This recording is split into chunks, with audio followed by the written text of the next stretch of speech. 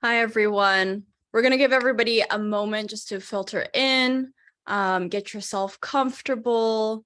So give us a moment to let everybody into the workshop.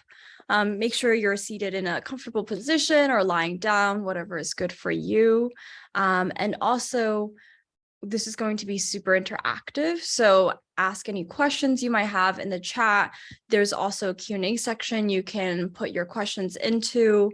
And if, as y'all are filtering in, would love to hear where you're coming from today, how you're feeling coming into this workshop. You can type it into the chat.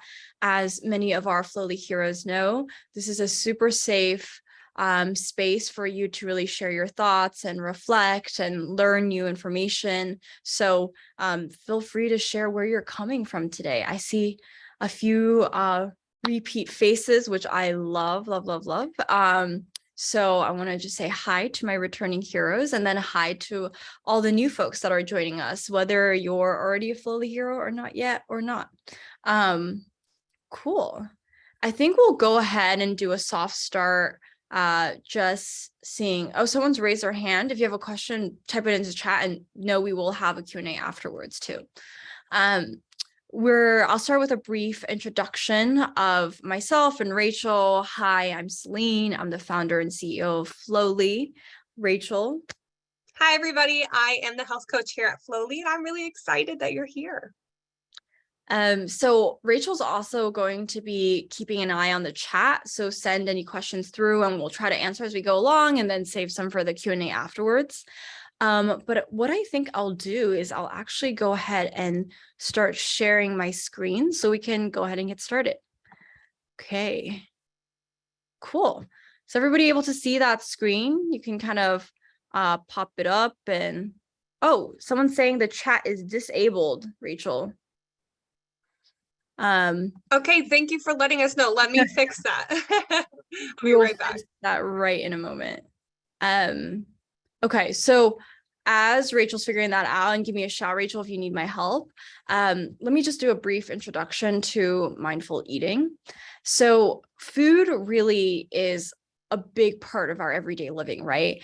But food can also be a really challenging topic because it can be a big source of anxiety, stress, and even pain for many people. So we really wanted to approach this topic with a lot of understanding and sensitivity, but also felt like for both Rachel and myself, food is such a big part of our everyday living that we wanted to have a workshop around it. It is also such an integral part of nourishment in any healing and recovery plan. So for a lot of our Flowly heroes who are here for that healing and that recovery, it is an important piece to think about and to really approach it with the science and individualization and understanding that it really deserves. In this workshop specifically, we will be exploring one specific aspect of food, and that is the act of eating itself. So how can eating help somebody address anxiety, pain, and overall stress? We'll also answer this question through the specific lens of mindful eating. And we're going to explore the science behind it and then leave you with a bunch of actionable tips that you can really apply to your own lifestyle. And before we dive in, I just want to take a moment and consider, why is this even important, right? And I think for a lot of people, you might have heard of mindful eating or you think about food or eating a lot. So there's a lot of information out there, but I'll just start with citing the study first.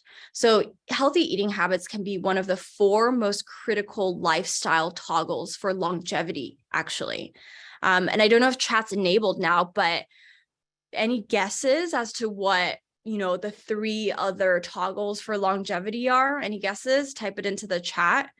There's a lot that could be, those toggles, but studies really studied the risk factors for mortality in people looking at these 4 categories. So it's eating habit, obviously, exercise, smoking, and drinking. So just by positively affecting one of these categories, you can actually significantly reduce your risk of death. In fact, you can have the same lowered risk of death if you incorporated all 4 healthy habits, even if you are normal, over, or obese weight. And I just want to make a quick note. I actually do not like using these labels around weight, but just for the sake of highlighting the results of the studies, just demonstrating how much control you can actually have over your longevity and long-term health, depending on the lifestyle habits and choices you make. So it's really not about weight. It's nothing to do with your weight. It's about really learning to toggle and understand how to incorporate these lifestyle choices. That's why I felt like it was really important to do this eating workshop, because it's not about losing or gaining weight. It's not even about specifically what you eat, but today we're going to talk about how you eat, and how you eat can really affect your long-term health. So, and also obviously always in the scope of improving your mental health. As I go forward, I wanted to make sure I do a big introduction of Rachel, which many of our Flowly heroes already know.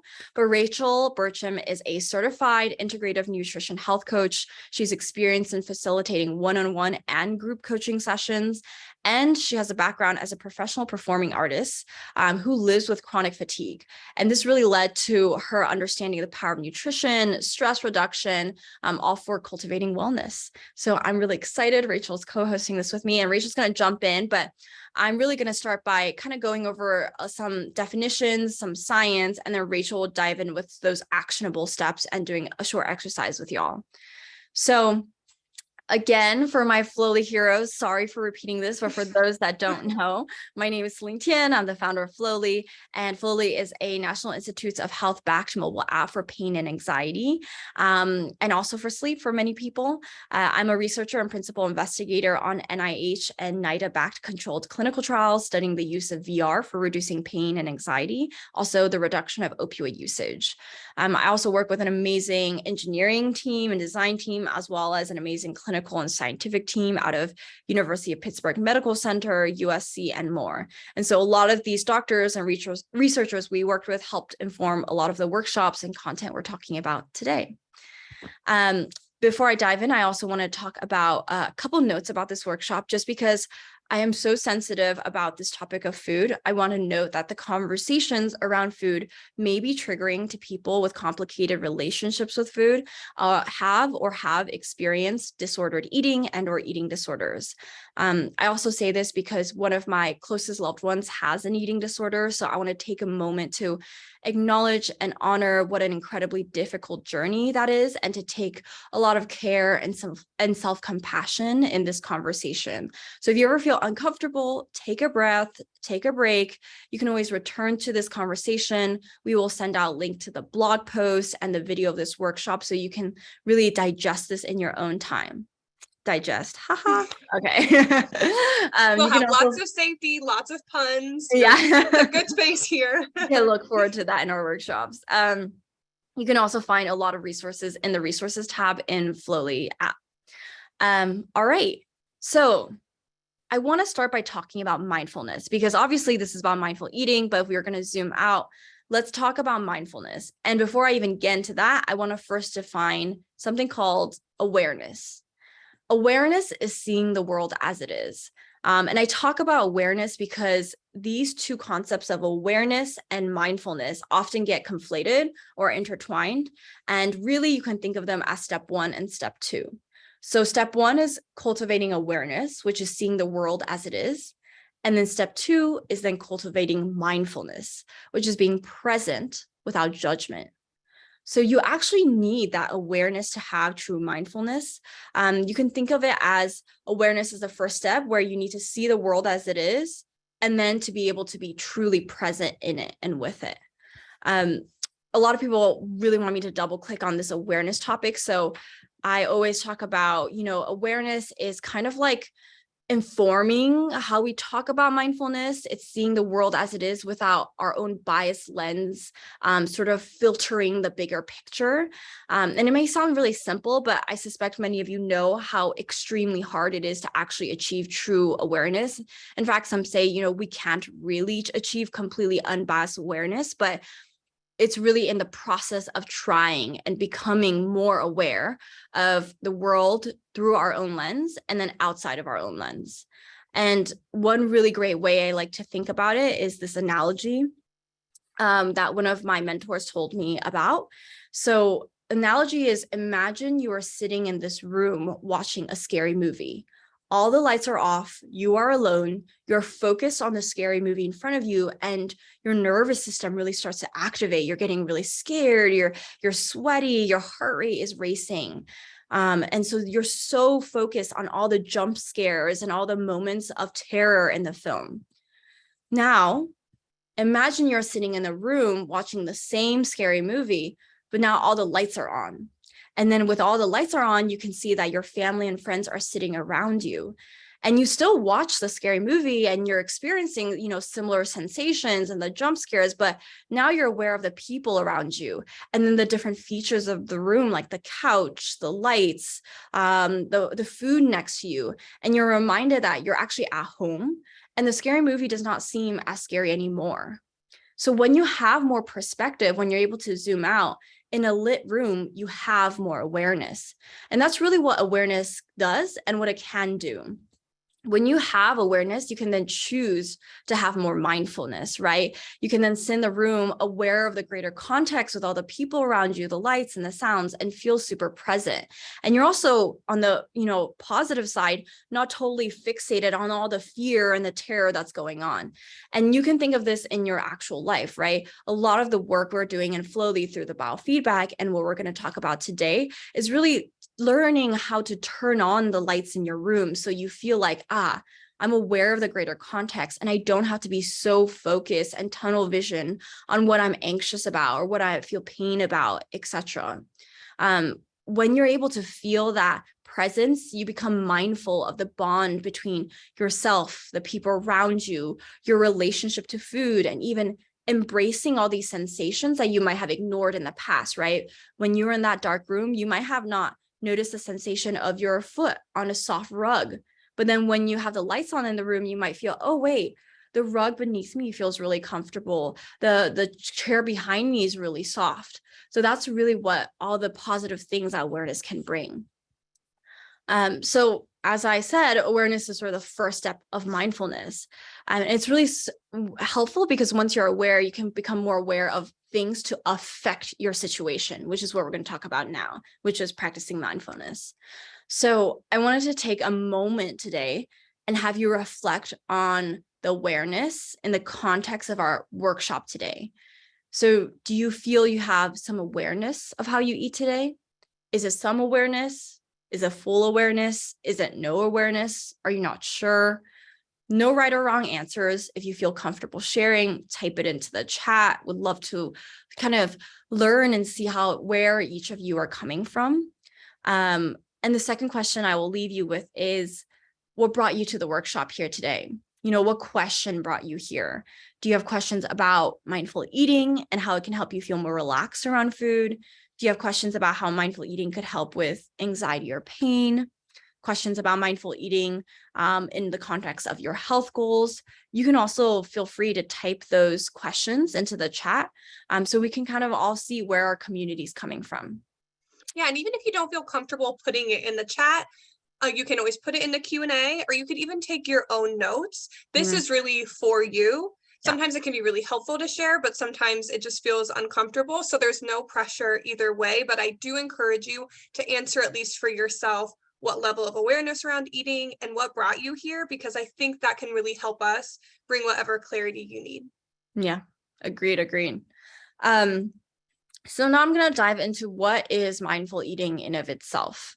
So mindfulness, you might know, is feeling present in the world without judgment, intentionally actually focusing on those thoughts, emotions, and physical sensations at any given moment.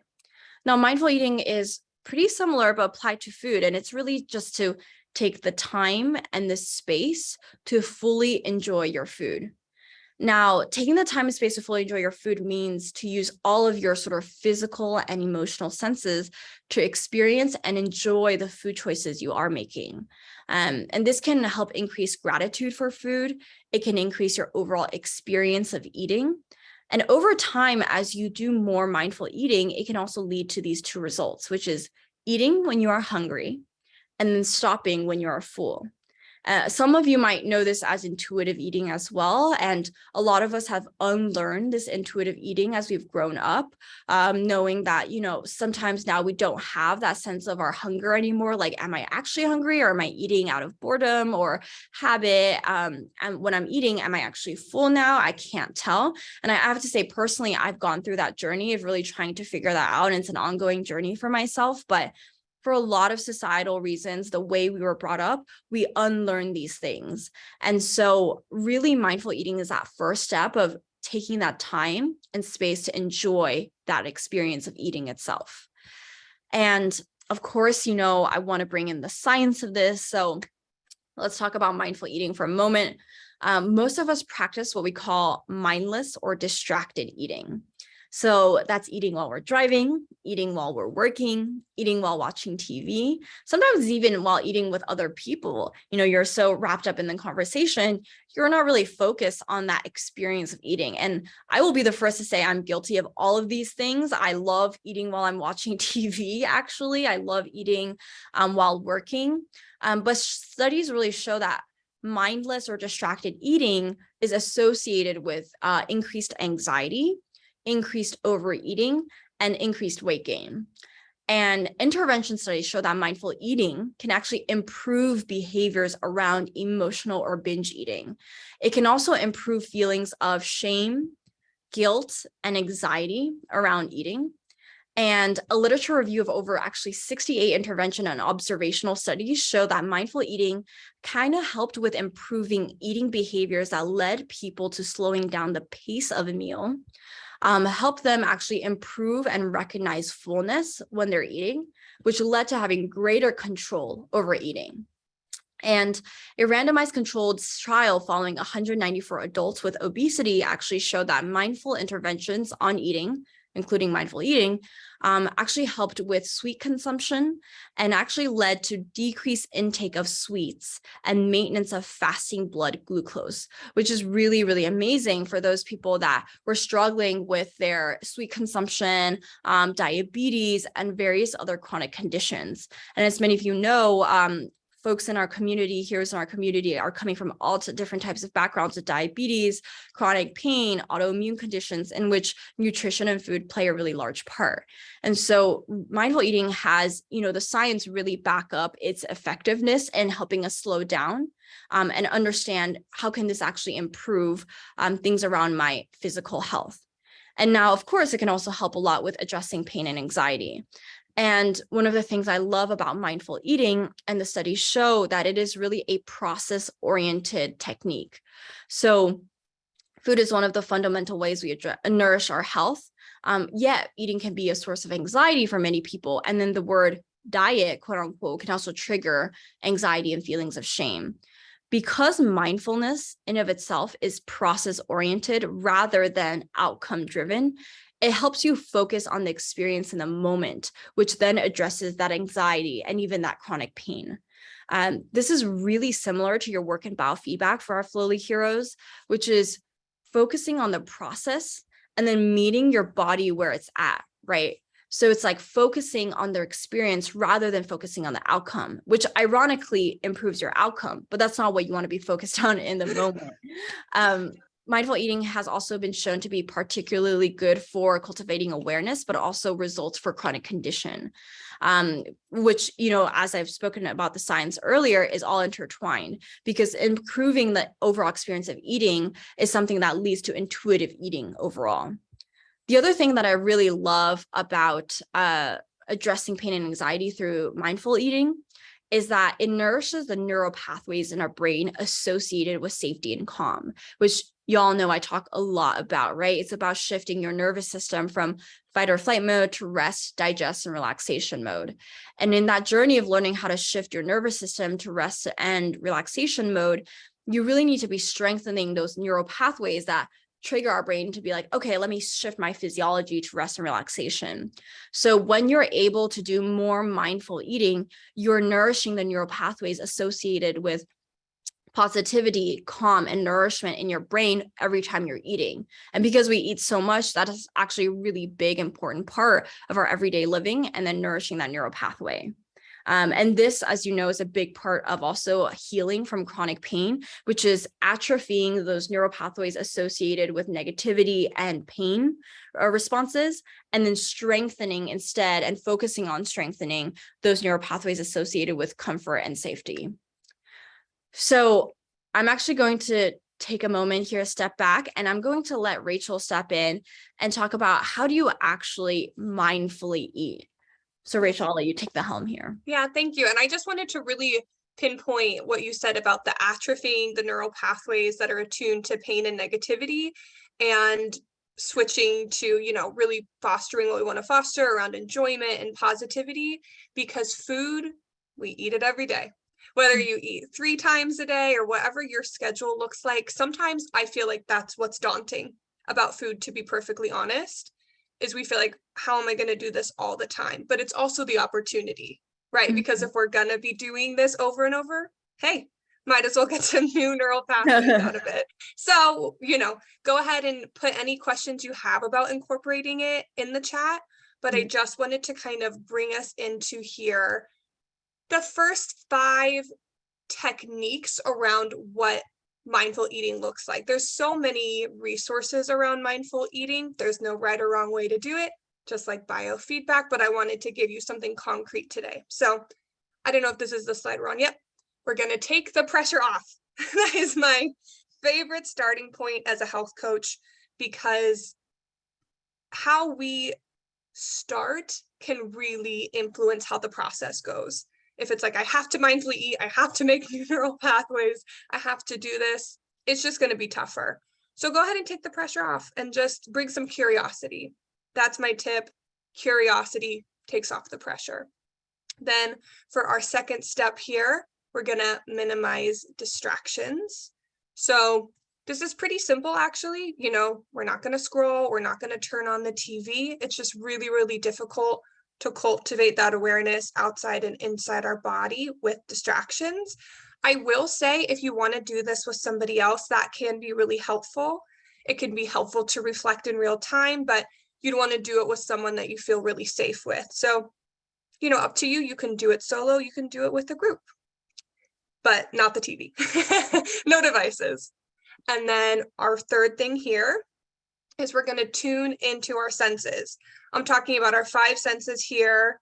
So there's a lot of ways you can incorporate this, but let's take smell just as one.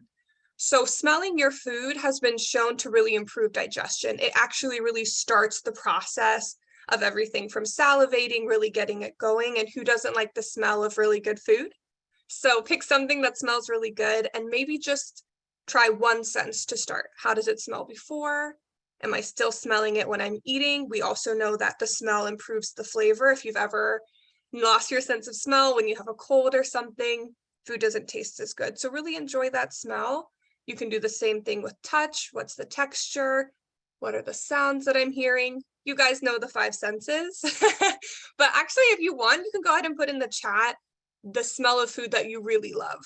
I'm trying to think, Celine. I'm trying to think of something that I like when I smell it. I guess bread. Bread is really classic, but when you smell that coming out of the oven, it is really difficult to resist. Oh, basil. I love the smell of rice, but because I'm just like, I just Yes. eat constantly. I love garlic. Someone said garlic. I love garlic smell too. Yeah. I remember I was cooking at a friend's house once for like a group, and I had just started sauteing the onions and garlic, and everyone was like, it smells so good. What are you making? And I was like, I haven't even started. This is just the onions and the garlic, but they're a classic for a reason. Pizza. Yeah. All of these are really good, and really good to just kind of keep in mind for maybe what you want to try out. So we can go ahead and go to 4. Take your time. Take your time. Pick a time when you don't have to necessarily put on a timer. So maybe for someone, this wouldn't be in the morning. Maybe it could be in the evening, just some time where you can really get out of productive mode. I need to know what time it is, because that's going to allow you to do all of the previous things. There's a reason, let me say this, there's a reason we don't mindfully eat. And I want to acknowledge that. It's not because we're lazy or not good at eating. Like, there's reasons why we do what we do. So when you have the opportunity to mindfully eat, just take your time. There's no rush. And my last thing for today is to chew thoroughly. I almost feel like if you took one thing from this workshop, chewing your food will make a huge difference in your digestion, in your body's ability to process nutrients, in the whole process of eating, just being aware that you're chewing. There's a lot of techniques around chewing. You have to chew 30 times. You have to chew to a certain consistency. You can absolutely try those if you want. But I actually feel just even being aware, I'm eating something, I chewed it, and now I'm going to swallow it, is a really wonderful way to be attuned to what you're doing. Someone said their grandma told them to chew 60 times before swallowing.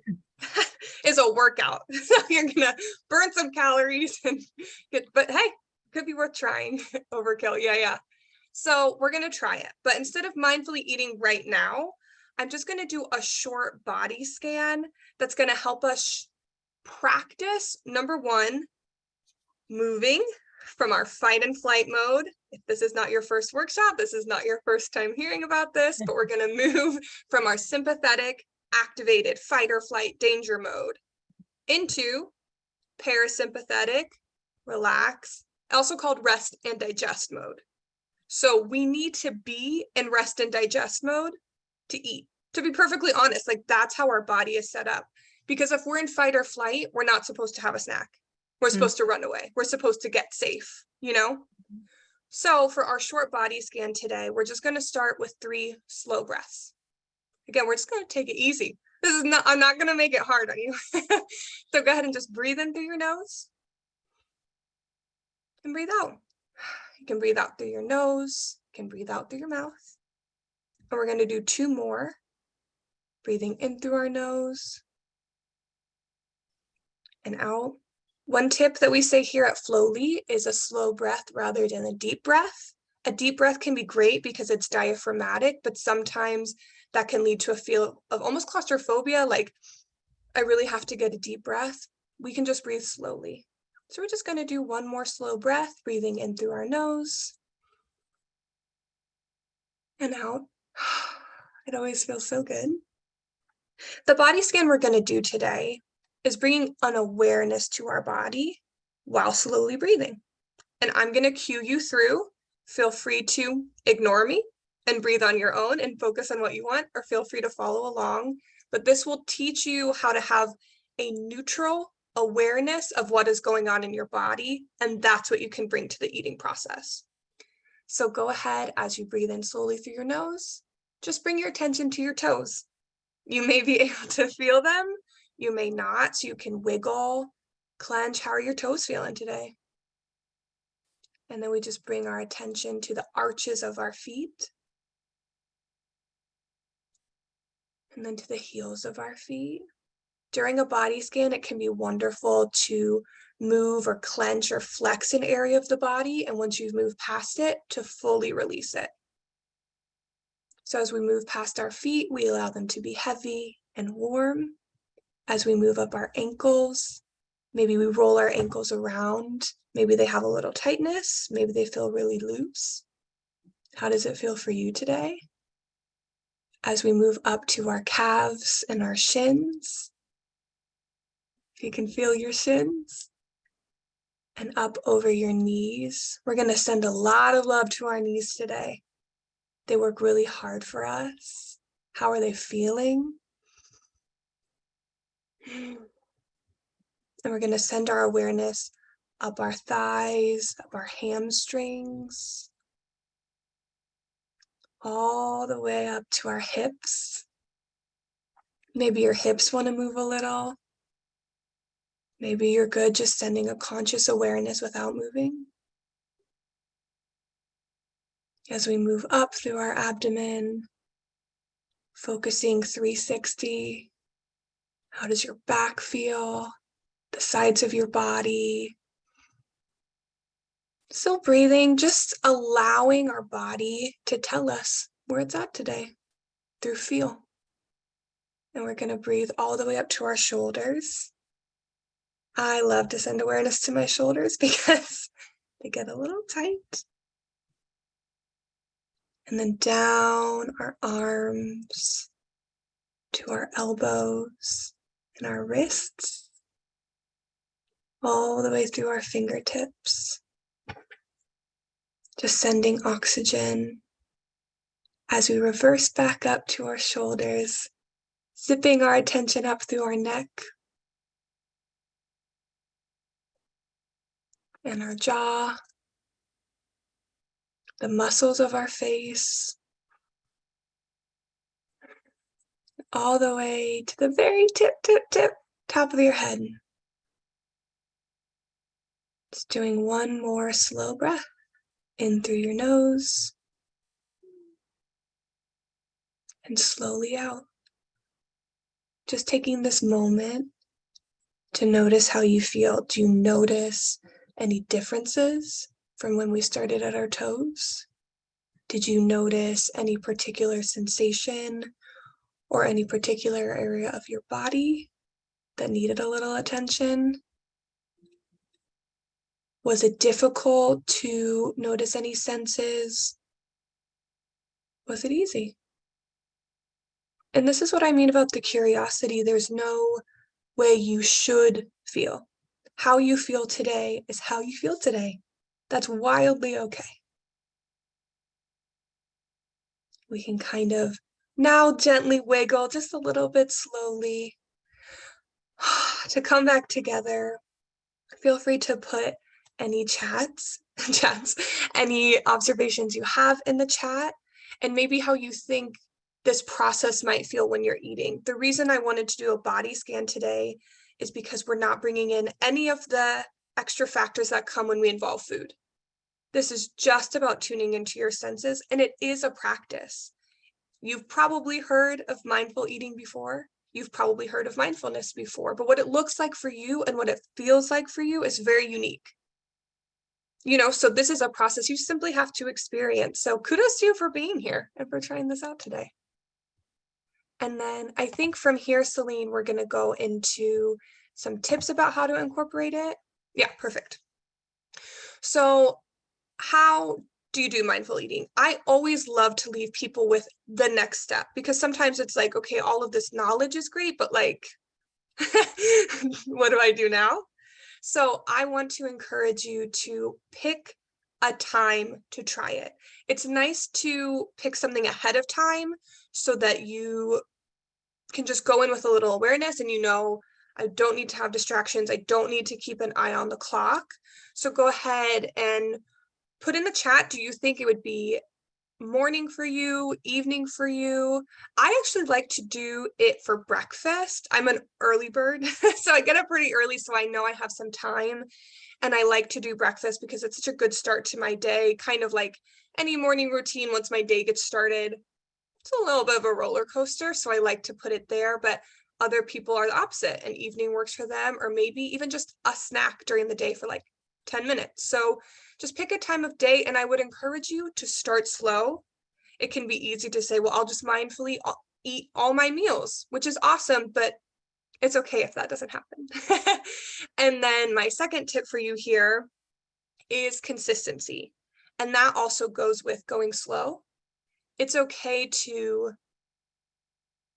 not mindfully eat. That's fine.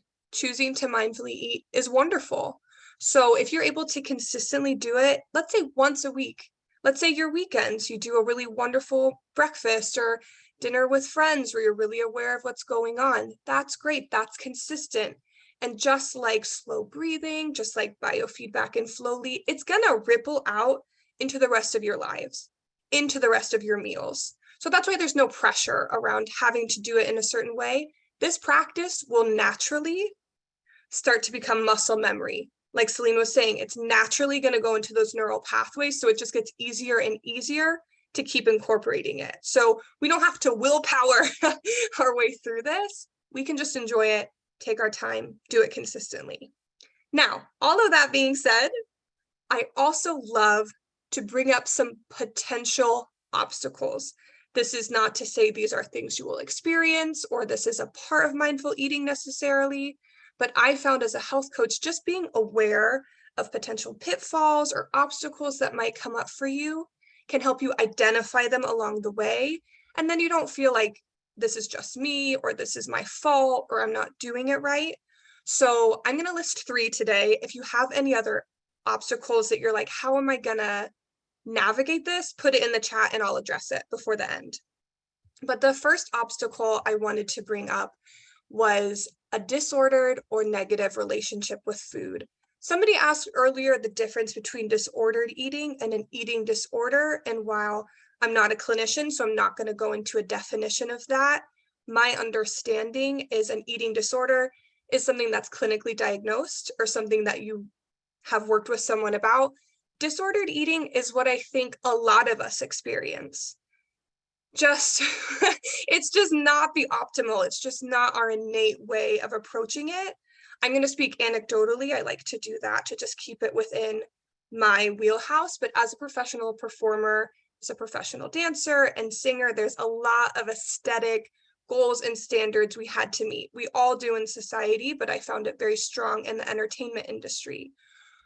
And that can create a disordered eating relationship simply because you have all of these factors and judgments and negative relationships around food and what that's going to do to your image, etc.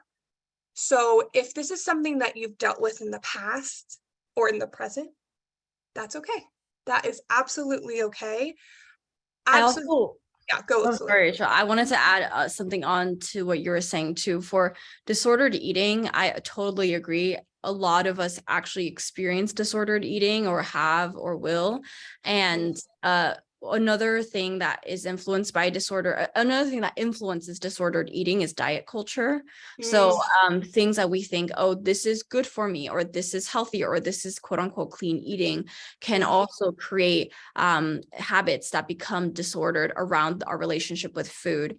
Another thing that causes disordered eating that a lot of us have experienced, especially for me, is if you've grown up like in an immigrant household, or coming from a background where resources are scarce, you might have been taught growing up, finish the food on your plate.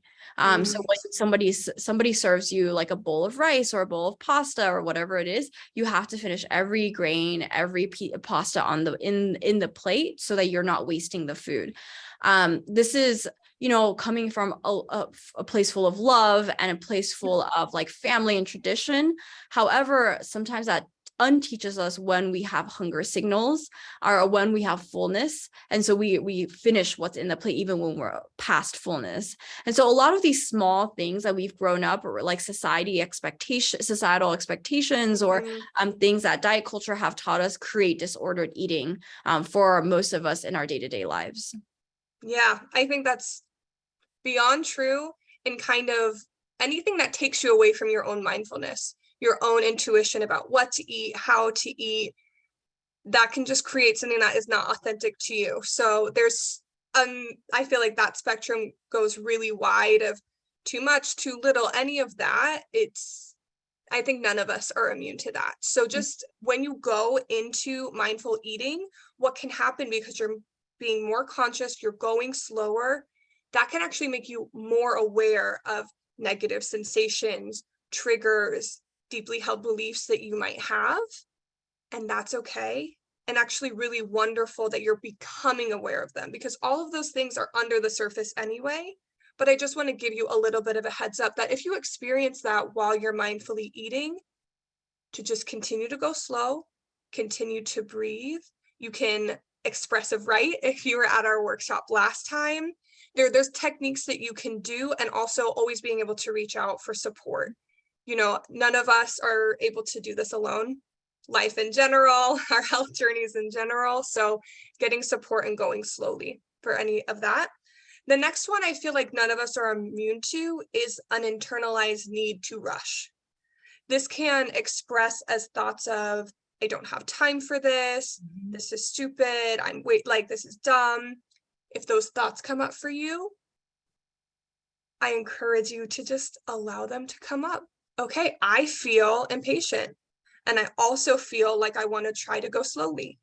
And holding both of those can really help, especially at the beginning of your mindful eating journey, versus feeling like, oh, I should feel like I'm enjoying my food. I should feel like really calm right now, and I don't. That's okay. You can feel one way and still choose your conscious, slow eating. That's awesome. Good job. And the last one is something I have a very personal relationship with. It's perfectionism. And if you are on a chronic illness journey, if you're just on a health journey in general, and you really want the information, once you find a new technique, I often felt like, okay, I got it. I have the information and now I just need to execute it perfectly and then I'm going to be better. Mhm. And that was never true. But what it can feel like is I have to chew 60 times. I have to mindfully eat every time I eat. Any of those really absolute, I fail if I don't, we're just going to breathe through them. They come from a natural place, but what we want to do is address the desire beneath the perfectionism. Yeah. I really want to feel better. I really want to be able to enjoy my food finally, instead of just eating. And by doing that, we can actually attend to ourselves instead of, again, a standard that is simply doesn't exist. Yeah. So I those love are, that. I love the addressing the need underneath perfectionism, like what, and that's part of that awareness is asking yourself, what is that need that I'm trying to mask or trying to use perfectionism to go towards? And as Rachel said, we see this over and over and over again with our Flowly heroes when we talk about biofeedback and, increasing your heart rate variability or decreasing your heart rate or breathing at a certain rate. A lot of folks are tied to perfectionism and need to get it right, or if they feel like they can't get it right, they won't even start because they're preparing. And one thing I want to suggest is to redefine the idea of perfect for yourself. Redefine perfect. So perfect is just to try. Perfect. You are being perfect just by trying. Your act is perfect just by trying. And that can really help you just jumpstart into mindful eating or the biofeedback work you're doing in Flowly or anything else that you're trying. I love that. And that's exactly what you meant with the process oriented versus results oriented. Because if this was results oriented, yeah, you would have to chew X amount of times. You would have to mindfully eat X amount of times. But because this is process oriented, I'm just going to try. I'm just going to show up with some curiosity and see what happens. That makes you successful every time. Mm-hmm. I love to be successful every time. So the more process oriented things I've incorporated into my life, just like Celine said earlier, it's that paradox that then you get the results. Mm-hmm. So I feel like that whole paradox could be a workshop, and it's not easy, but just like with biofeedback, to relax and Flowly, like when people tell you to relax, it's like, okay, how do I do that? Same thing with like, enjoy your food, enjoy your life. Okay, how do I do that? This is one process-oriented technique to do that. Yeah, so yeah. We could probably have a whole workshop, like you said, about perfectionism. Studies actually show perfectionism can cause chronic pain. So like it is so important to be able to address this in your journey. But maybe what we can do, Rachel, is maybe we'll jump into a Q&A. Yeah. Okay. Let's do it. Perfect. Okay, I've seen a couple here in the chat. Yeah, I was seeing a couple too. I see a question around meals. So can you change meals to do mindful eating? Yeah, I think I would want to know a little bit more in what way you're changing meals, but you can absolutely adjust your current schedule or your current menu to be more feasible for this process. Yeah. And for myself, when I first tried to mindfully eat, and this was a journey for me during COVID, I would choose one meal a day. That's it. So I wouldn't even bother about like, oh, it has to be every meal. I would do one meal a day. And for some days it could be breakfast. For some days it's lunch. Some days it's dinner. It didn't really matter as long as I took the time to try, like I said, just to try. And sometimes I didn't even successfully finish the meal mindfully eating, but I think just starting was helpful. So for example, because I saw somebody else ask about how recommendations about not watching Netflix while you're eating. So what I would actually do is, for example, for breakfast, instead of watching something on my phone or on the TV, I would just start my breakfast the first 5 minutes. I would tell myself first 5 minutes, I'm just going to eat with nothing, with no distractions around me. I'm just going to eat feel the sensations in my mouth 5 minutes. And if after 5 minutes, I'm like, oh my God, I'm so bored, I really need to watch, I'll let myself do it, because that's my way of giving myself self-compassion and slowness as I go through this process. But just starting for the first 5 minutes really helped me. And eventually I just kind of enjoyed that feeling of just sitting there and eating. That came with time, but the consistency, like Rachel was recommending, helped to create that experience around it. So much so that now when during breakfast, I'm like, why I only want to eat it without distraction, because that's how I enjoy eating my breakfast now. Yeah, I think that's a really good point too. Like, one, attending to what you need. If you start and you're really uncomfortable and you're really needing something else, it's fine, because then you've listened to yourself and you're attending to it. Also, if you've already switched into rest and digest mode, you've already smelled your food, you're already chewing, you've started that process. And I do believe it can be easier for your body to continue it versus to come in on the back end. So I think that's a really good tip to get started. I also noticed for me that a big cause, a lot of times they say boredom, right? When you're eating and you're bored. I also really notice it has to do with loneliness for me. If I'm eating by myself and I'm feeling lonely, I'll turn on a TV just to have something, but that's not really attending to my need. It's not making me less lonely. It's distracting me from my loneliness. And I just bring that up because I think sometimes loneliness feels a little, not taboo, but almost outside the realm of health, if that makes sense.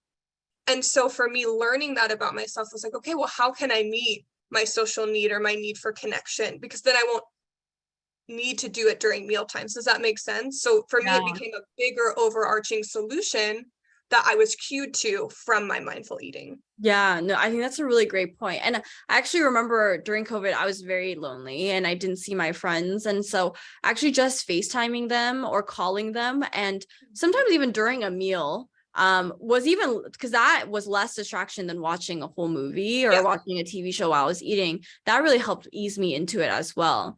And I see a question here too. I was not raised to leave my seat until everybody was finished eating, so I ended up just eating to fill the time. So it seems like the obstacle there is also boredom, but that's in the context of, everybody around the table. And I completely relate, as coming from a Chinese family, a big family where everybody sits at the table, you can't leave until everybody's done. One thing, I have 2 recommendations for that. One is actually to eat slower, because I eat really, really fast. And a lot of times I think it's because I have siblings. I grew up around a lot of boys that I felt like I had to compete for food. So like when the food was there, once an adult gets their first bite, it's like kids just going in like vultures on the food. And one is just to teach myself to eat slowly. I'm not competing for the food now. I can take my time, chew slowly, enjoy the food. I don't have to take food every time it's offered to me until I finish my plate or until I finish what I feel is full. And then that would extend the time it took me to eat, so that I had less time to fill up with just mindless eating. And then the other thing that also helped me is, many of you know, in Flowly, we teach you to shift to rest, digest, and relaxation mode. Digest is one of those words. It's their parasympathetic tone. It helps you digest. That's because when you do paced breathing, resonant frequency breathing, you're actually activating all the organs and the pathways in your body, in your physiology, to help you digest. So if you find yourself in a situation where you're full, but you feel like, oh, I might mindlessly eat, I would actually encourage you to breathe. So deep breathe, even at the table. It doesn't have to be obvious. You don't have to be like, like at a table with everyone around you. It can be very subtle. Breathing in through your nose, 5 counts, breathing out through your nose, 5 counts. Maybe that's it. And that can actually help you digest faster, more fully. And that, so you don't have those hunger pangs and you're not like, oh, am I actually full or not? So that's something that has helped me a lot. Yeah. And I do think that what you're saying about going slowly and breathing will allow you to do those sensations, because sometimes if you're feeling impatient or bored, I'm just sitting here, just come back to your awareness and mindfulness. If you practiced it before, it's going to be way easier when you're in a situation with a lot of factors like that, for sure. Mm-hmm. And I'm seeing here, Jackie's saying we didn't eat at a table together. We would grab a plate of food and watch TV together as a family. Yes, I've seen a lot of that as well. My family used to do that as well at some point. But then I would just encourage you, if you're still in that family where, okay, that habit is around the TV, is it 3 times a day? Because if it's not 3 times times a day, then try your mindful eating when it's not with the family, when it's on your own or something that's easy for you to do. Maybe it's even a snack.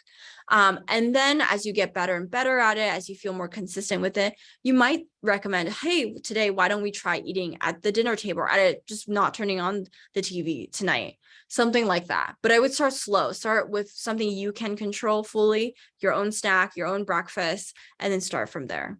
And I'd also say, Jackie, even knowing your family story, that's a level of awareness. Yeah. Because knowing, okay, I'm conditioned that this is how we eat. My family did the same thing, right? So this is how your body is conditioned to digest food. Okay, this is when we eat.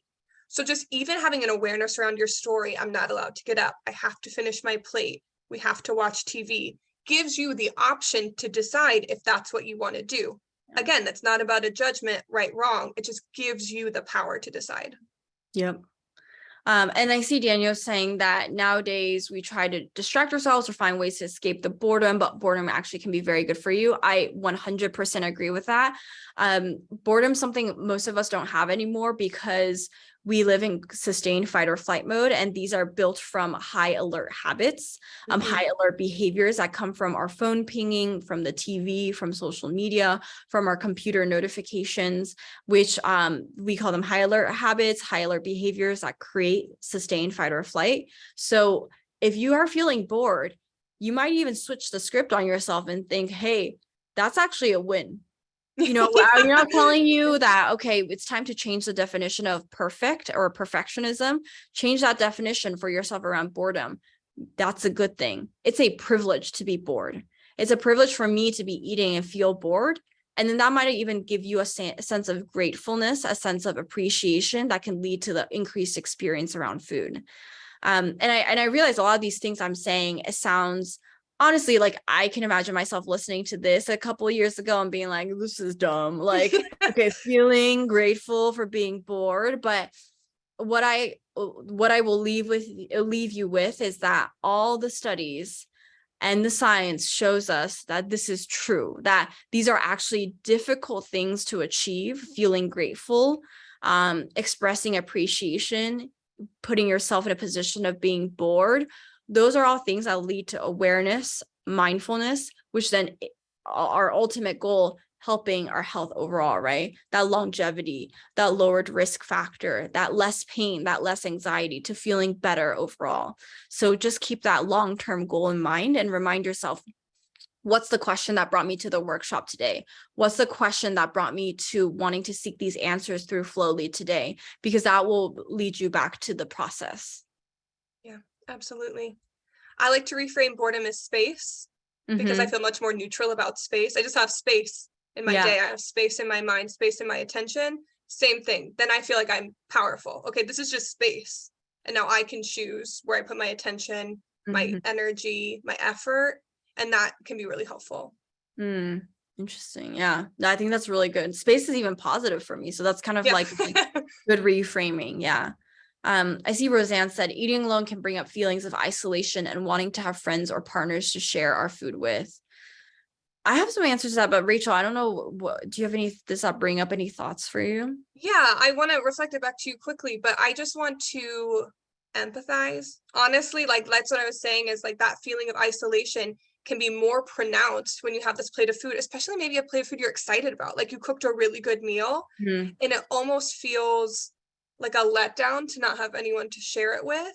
And that to me brings up a couple things. One being, I'm worth it just by myself. I'm worth it just to enjoy this, regardless if no one knows and no one sees.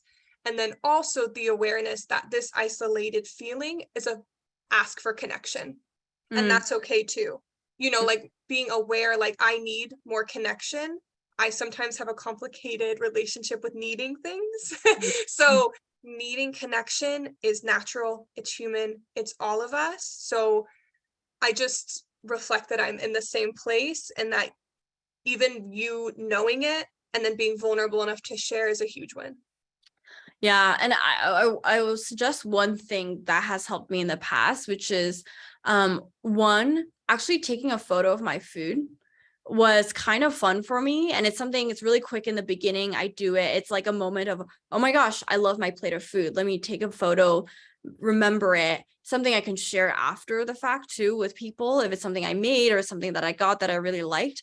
And the other thing that can help is to journal too about your food.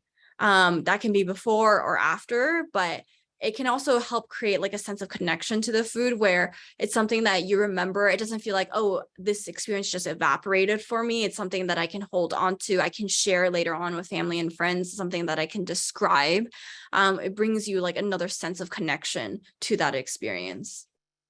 And I just want to say with your comment too, saying, I agree we should feel worth it, yet we are social beings. I 100% agree. And I would just put, and, Yeah. I'm worth it and I'm a social being. I don't necessarily think that they're conflicting. Yeah, that's true. Yeah. It can sometimes can feel like it's conflicting, but I think with practice, that and is the key. Yeah. That has been, I think, my health coach takeaway of the holding the both.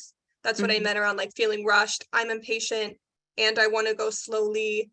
I'm happy that I have this food and I wish I had someone to share it with. Holding both of those has been a real practice for me. Just two opposite states. Yeah. Yeah, 100%. Well, thank you. Someone saying, I got a lot out of this webinar. Thank you so much for doing these. Thank you for attending. We're really appreciative. I hope we can bring you more and more of these informational workshops and spaces where you can reflect, learn about the science, and see if there's any applicable tips to your life. And I do want to emphasize that this is all to supplement your daily ritual, the work and the consistency you are doing in Flowly and outside of it. And we hope that this will just add another layer of enrichment. I know there's a lot, like for a lot of our heroes that did the journaling workshop, that did the nervous system one before this, and this one might feel like, oh, so many tips I have to incorporate all into my life. And what I want to say is it doesn't have to be all at once. You take it at your own pace. If it's just one new thing you're incorporating like once a week for like a month, that's good enough. That's truly, truly good enough. But it's one of those things where you start, and the more you learn, the more you become aware and more you can fold into your life. And then what we might do too is we might do some repeating workshops, because that's what I've heard a lot from feedback, is so that you feel like, oh, I don't have to incorporate everything I'm learning right now, but they're going to do it in a couple months. And maybe at that point, I'm ready to take in that information. And at that point, I'm ready to fold it into my daily ritual. So don't worry. We're here for you. We're a space for you. You can always find these tips and the workshop in the resources tab. And if you follow us on Instagram at Official Flowly, we have all the workshop information too that are coming up. Yeah. Thank you. Okay. Again, love to incorporate discussions like these out in the Flowly community. I've been posting a lot and notice it makes me feel good. I'm so happy to hear that. It's supposed to be that safe space for you. You can think of it as a type of journaling, although I hope you also do your own type of journaling too, as you learn more about different techniques. But if you have any suggestions for workshop topics, please let us know. We're thinking about doing an art therapy workshop webinar in August or September. If that's something that's interesting to you, let us know, and then we'll go ahead and pursue planning that. And meanwhile, let us know if you have any questions, thoughts, or feedback. I want to thank Rachel so much for co-hosting this workshop with me. And please send all thoughts. If this was helpful to you, let us know too, so we know to continue to do it. Thank you so much, everybody. Thank you. Bye.